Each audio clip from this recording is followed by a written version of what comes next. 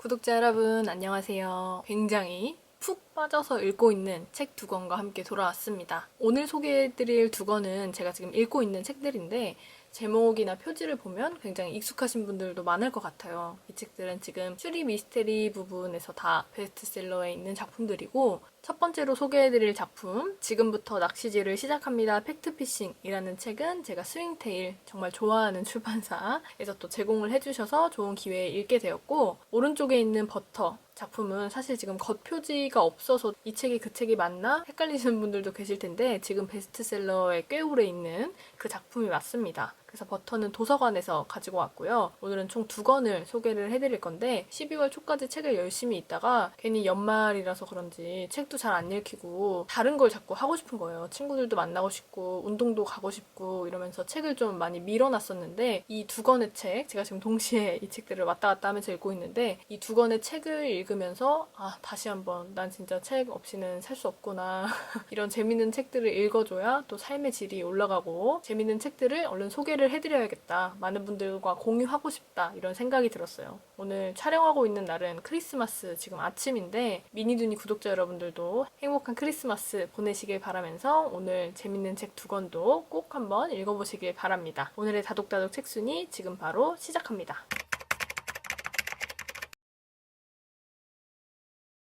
오늘의 다독다독 책순위 첫 번째로 소개해드릴 작품은 지금부터 낚시질을 시작합니다. 팩트피싱입니다. 스윙테일에서 제가 지금 계속 책을 제공을 받아서 소개를 하고 있는데 제가 정말 좋아하는 그리고 구독자분들이 정말 좋아하실 만한 장르와 소재로 계속 책을 출간을 하고 계셔서 정말 감사하게도 계속 이렇게 소개를 하고 있어요. 스윙테일에서 출간되는 책들이 추미스 공모전에서 수상을 한 작품들이 계속 출간이 되고 있는데 여러 번 소개를 했던 공모전이지만 한 번 더 소개를 해보자면 카카오페이지랑 CJENM, 스튜디오 드래곤 콘텐츠 제작에 있어서 정말 대표적인 주자들이죠. 여기서 공동 주최한 공모전인데 추리 미스터리 스릴러 소설 공모전을 주최를 해서 수상한 작품들을 책으로 출간을 하고 있습니다. 근데 제가 오늘 소개해드릴 작품은 제4회 추미스 공모전에서 대상을 수상한 특히 심사위원들의 만장일치로 대상을 수상한 작품입니다. 사실 제가 이 책의 표지를 처음 봤을 때 뭔가 외국 서적인 줄 알았어요. 추미스 공모전이라는 걸 생각을 못하고 봤을 때 외국 서적인가 보다 라고 그냥 제 느낌? 표지만 보고 그런 느낌이었는데 작가님 성함을 보니까 한국분이시더라고요. 그리고 또 이 작가님은 온라인 뉴스에서 편집 기자로 실제로 일을 하셨던 그 경험을 녹여내서 작품을 쓰셨다고 해요. 오늘 소개해드릴 이 책의 주인공 역시 온라인 뉴스를 편집하는 기자로 나오거든요. 초반에 책을 읽다 보면 굉장히 전문적인 용어들이 많이 나와요. 그래서 저는 읽을 때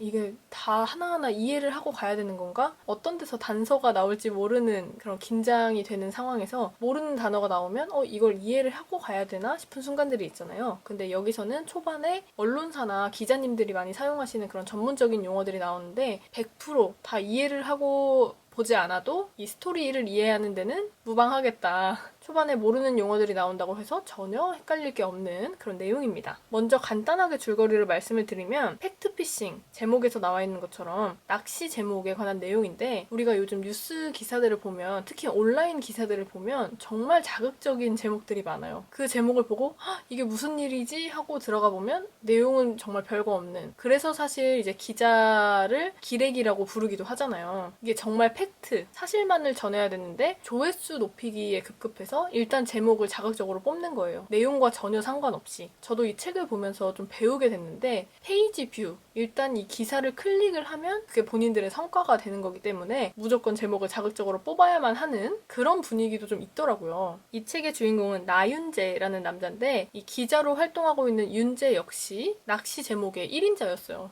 표지에서 지금 살짝 보이는 내용만 말씀을 드리면 맨 오른쪽 위에 1 매출 1,000만원 대박 맛집 비결 알고 보니, 정작 기사를 눌러보면 장사가 안 되는 집이었고, 그리고 두 번째 인기 아이돌 옷을 훌렁 충격 데뷔, 이런 내용 너무 자극적이잖아요. 근데 막상 기사를 눌러보면 데뷔하고 너무 바빠서 옷을 갈아입을 시간이 없어서 차에서 옷을 갈아입는다, 이런 내용이었는데 제목을 저렇게 뽑아요. 정말 충격적이죠. 근데 이런 게 현재 우리가 보는 기사에서도 정말 많고, 저는 또 기사 내용 중에 정말 마음에 안 드는 게 이렇게 공식 커플이 있어요. 연예계 커플이 있다 이러면 꼭 앞에 그 사람 하트 누구라고 불러요. 이런 식으로 붙이는 게 너무 어이없고 왜 이렇게까지 해야 되나 싶은 순간들이 저도 많았거든요. 근데 그 문제를 책에서 아주 잘 다루고 있습니다. 그래서 왜 이렇게 해야 됐는지에 대한 약간의 핑계, 변명 같은 것도 좀 나오긴 하는데 암튼 그런 내용이 오늘의 책의 주제가 돼요.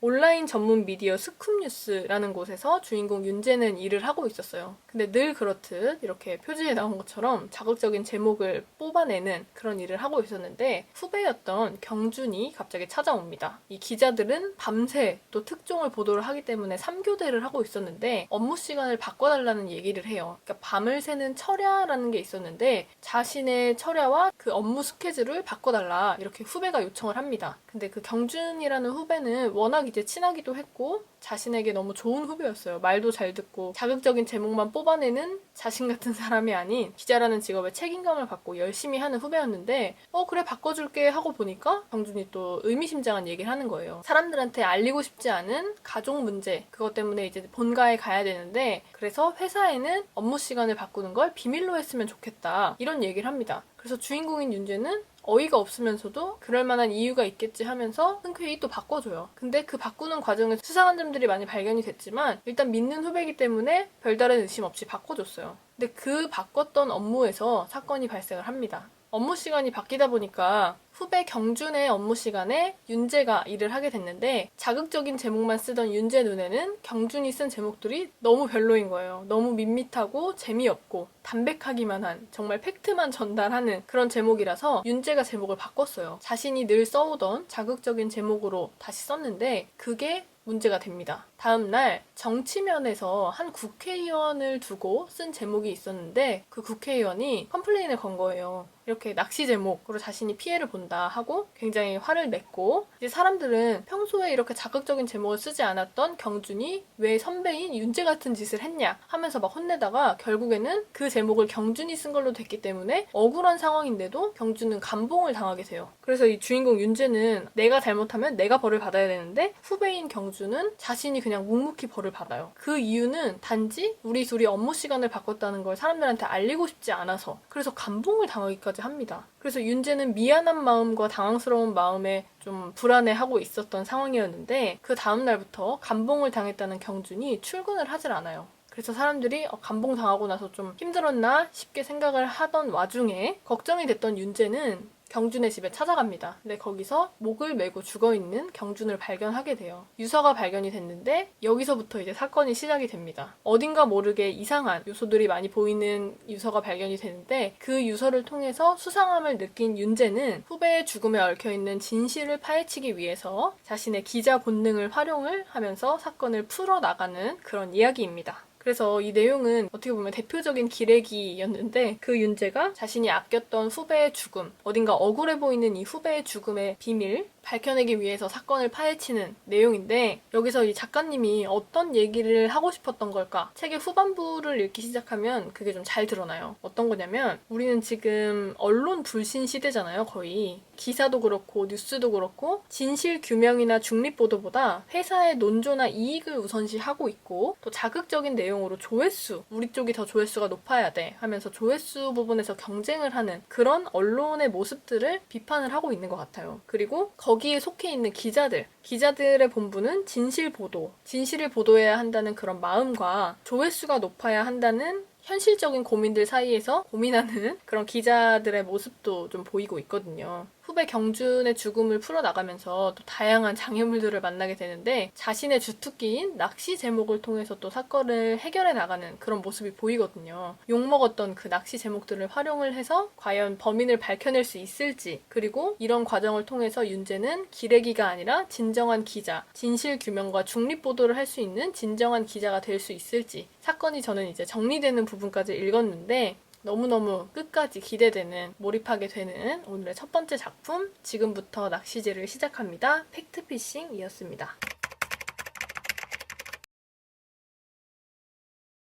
오늘 두 번째로 소개해드릴 작품은 유즈키 아사코 작가님의 버터입니다. 버터는 원래 표지가 따로 있는데 저는 도서관에서 빌려와서 이렇게 날것의 표지, 알맹이만 있는 책을 가지고 왔어요. 이 책이 올해 8월에 나왔거든요. 출간되자마자 읽고 싶어서 계속 이제 지켜보고 있다가 한 달 전쯤에 이제 도서관에 예약을 해놨어요. 근데 정말 한 달이 딱 지나니까 제 순서가 돌아오더라고요. 심지어 저희 도서관에서는 계속 밀려서 포기를 하고 옆 동네 도서관에 신청을 했는데 다행히 받아볼 수 있었습니다. 이 책은 베스트셀러에 정말 오래 있었죠. 여름에 나왔는데 아직까지도 정말 많은 사랑을 받고 있는 작품이고 저도 처음에 책이 출간됐을 때 줄거리를 보고 그리고 이 작가님이 어떤 책을 쓰시는 분인지를 알았기 때문에 굉장히 기대를 하고 봤던 작품이었어요. 기다렸던 작품이기도 했고 유즈키 아사코라는 작가님은 제가 거의 2년 만에 구독자분들께 또 다시 한번 소개를 하는 것 같아요. 나는 매일 직장 상사의 도시락을 싼다 라는 굉장히 무섭고 두려운 제목의 책을 한번 소개를 했었는데 제목만 좀 이렇게 꼰대 같을 뿐이지 내용은 전혀 그렇지 않았어요. 굉장히 재밌는 직장 내에서의 워로맨스를 다루고 있는 굉장히 재밌는 책이었는데 이분이 이렇게 여성을 주인공으로 해서 요리 소설을 많이 쓰시거든요. 방금 제가 말씀드렸던 그 직장 상사의 도시락을 싼다 역시 주인공이 요리를 하면서 인간관계에 대해 다시 또 생각을 해보고 직장 생활에서도 적응을 해나가는 그런 이야기였는데 그 뒤로도 후속작인 매일 아침 지하철에서 모르는 여자가 말을 건다 이런 작품도 쓰셨는데 저는 아직 이 책을 읽어보진 못했어요. 근데 그 첫 번째로 읽었던 그 책이 너무 좋았어서 이 작가님의 다른 책이 또 나오면 읽어봐야겠다 하는데 그 이후로는 또 그렇게 막 출간이 되지 않더라고요. 근데 갑자기 베스트셀러에 버터라는 작품이 있어서 보니까 제가 좋아하는 이 유즈키 아사코 작가님의 책인 거예요. 정말 짜릿했고 꼭 읽어야겠다 생각을 해서 출간된 지 4개월 만에 접하게 됐습니다. 이 책은 일본에서 2009년에 실제로 발생했던 한 살인사건을 모티브로 해서 쓴 책인데 여기서의 표현으로 의하면 꽃뱀 살인사건이라고 불렸는데 기지마 가나에라는 30대 여자가 결혼을 목적으로 남자들한테 접근을 해서 10억 원이 넘는 돈을 갈취를 하고 교묘히 살해하는 사건이었어요. 근데 여기만 봤을 때는 진짜 잔인하고 사람의 진심을 악용해서 살인을 저지르는 굉장히 나쁜 연쇄살인마다 이렇게 생각을 할 수 있는데 여기서 더 화제가 되었던 건 살인 사건이 아니라 꽃뱀이라고 불리던 가해자 기지마 가나에라는 여자의 외모였어요. 당시에 사람들이 어떤 평가를 내렸냐면 꽃뱀같이 생기지 않았다. 몸매가 꽃뱀 같지 않다. 이런 말들을 합니다. 그냥 살인사건의 가해자고 용의자인데 그런 사람에게도 얼굴 평가, 몸매 평가를 하는 사람들을 볼 수가 있었어요.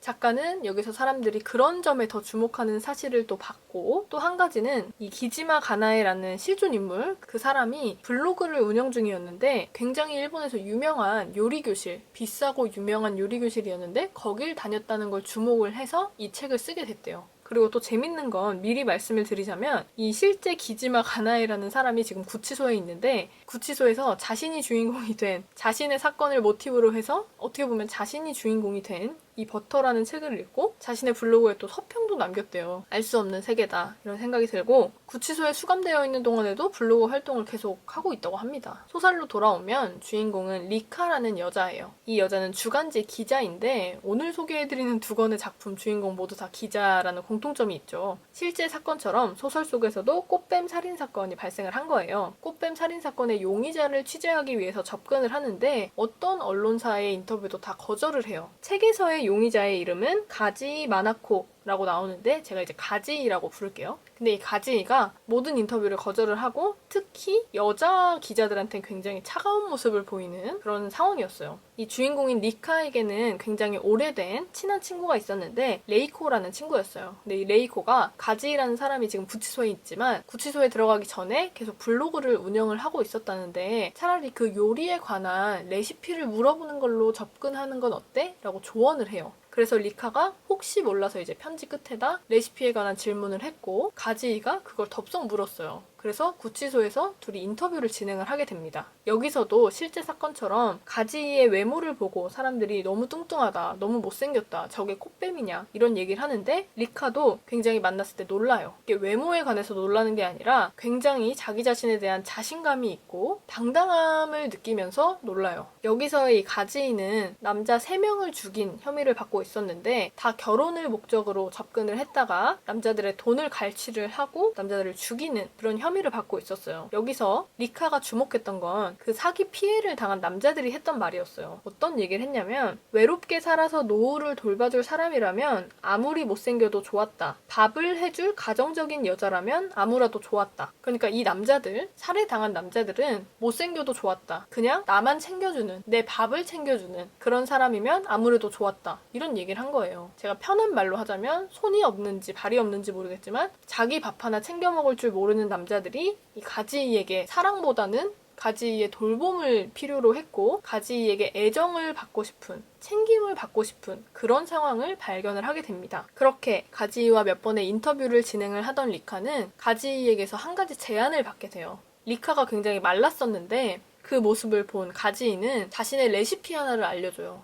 마가린과 버터도 구분할 줄 몰랐던 리카였는데 그런 리카에게 잔소리를 하면서 정말 좋은 버터 내가 추천을 해줄 테니까 그거랑 간장이랑 섞어서 따뜻한 밥에 먹어봐라. 뭐 이런 레시피를 알려주거든요. 그날 집으로 돌아가는 길에 가지이가 추천해준 레시피 그대로 밥을 만들어 먹고 환상의 맛을 경험을 하게 됩니다. 근데 여기서 이 유즈키 아사코 작가의 특성, 작품의 특성이 또 드러나는 게 요리 레시피에 관해서 굉장히 디테일하게 얘기를 하거든요. 요리책인가 살인사건을 다루고 있는 미스터리 소설인가 좀 헷갈릴 정도로 굉장히 디테일하게 알려주는데 저는 이건 진짜 해서 먹어보고 싶더라고요. 버터 간장밥 뭐 이런 레시피들 그리고 그 외에도 버터 관련된 음식들을 막 추천을 해주면서 여기서 사 먹어봐라. 집에 가서 요리를 해봐라. 이런 식으로 계속 조언을 해주는데 그렇게 가지가 알려준 레시피를 따르던 리카 역시 조금씩 몸이 불어나요. 리카가 만나던 애인이 있었는데 그 사람이 리카의 몸을 보고 근데 왜 이렇게 요즘 더 뚱뚱해지냐. 다른 건 다 참아도 뚱뚱한 건 못 참는다. 이건 자기 자신에 대한 긴장을 푼 거고 상대방에게는 신뢰를 깨트린 거다. 뭐 이런 망언까지 합니다. 그런 얘기를 들어가면서도 가지가 알려준 그 레시피에 푹 빠진 거예요. 그래서 조금씩 더 인터뷰를 진행을 하면서 결국에는 가지는 자신의 고향까지 알려줘요. 그러면서 고향에 있는 우리 가족들을 만나보고 또 어떤 음식도 먹어봐라 하면서 가지와 점점 가까워지는 그런 이야기입니다. 그렇게 레시피를 통해서 가지의 과거에 대해서도 알게 되고 또 가지가 정말 살인을 저지른 게 맞는지 살인을 정당화할 순 없지만 어떤 이유로 살인을 저지르게 된 건지 아니라면 그 남자들, 피해자들에게는 어떤 또 공통점이 있었는지를 중점적으로 생각을 하면서 읽어보시면 좋을 것 같아요. 유즈키 아사코의 작품을 보면 전하고자 하는 메시지가 굉장히 확실히 드러나요.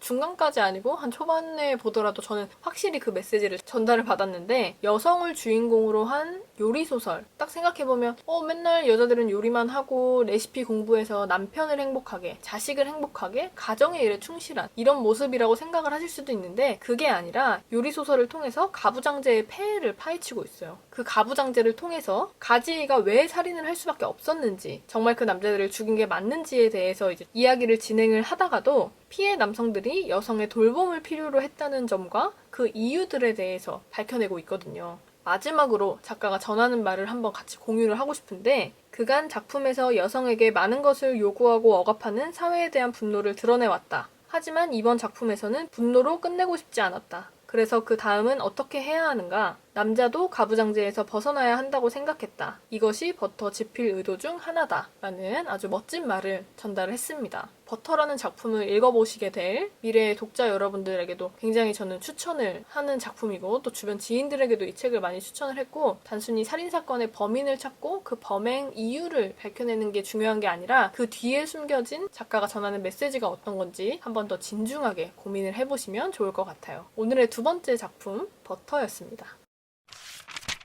오늘 소개해드린 두 권의 작품 재밌게 보셨나요? 저는 읽으면서 이 책이 왜 베스트셀러인지 다른 분들이 많이 추천을 해주시는지 이해를 많이 했고 또 결말보다도 이 작가가 전하고자 하는 메시지가 뭘까를 굉장히 고민을 많이 하면서 보게 됐던 작품인 것 같아요. 책 자체도 정말 잘 읽히고 너무 재밌는 소재인데 이 책에 숨겨진 그런 메시지와 작가의 의도 이런 걸 파악하면서 보니까 더 좋더라고요. 크리스마스를 기점으로 또 이렇게 북태기를 극복할 수 있는 또 열심히 책을 책을 읽어야겠다, 재밌는 책이 너무 많다 생각을 하게 됐던 작품들이고요. 구독자분들도 요청을 해주시고 또 주변에 계신 분들도 요청을 많이 해주셨는데 연말결산에 대한 그런 얘기를 많이 들었어요. 그래서 제가 2021년 한 해 동안 읽었던 책들 한번 정리를 쫙 해볼까 하고 있는데 영상으로 다루면 더 좋겠지만 제가 지금 생각을 해보니까 앞으로 소개해드려야 될 책들 그리고 좀 업로드 기한을 좀 지켜야 되는 책들이 좀 있어서 연말에 업로드하는 건 좀 어려울 것 같고 제가 지금 1월 중순까지도 책을 업로드할 걸 다 기획을 해놨거든요. 그래서 그것보다는 영상보다 제가 다른 방법, 뭐 인스타를 활용을 해서 소개를 한다거나 카드뉴스 이미지로 만들어서 결산을 한다던가 그런 식으로 좀 새로운 방법들을 생각을 하고 있으니까 넓은 마음으로 양해해 주시면 좋을 것 같고 또 제가 업로드하게 된다면 인스타 링크나 뭐 제 블로그 링크 같은 거 같이 공유를 할 테니까 기대 많이 해주셨으면 좋겠습니다. 오늘도 영상 봐주셔서 감사합니다. 다음 영상에서 또 만나요. 안녕.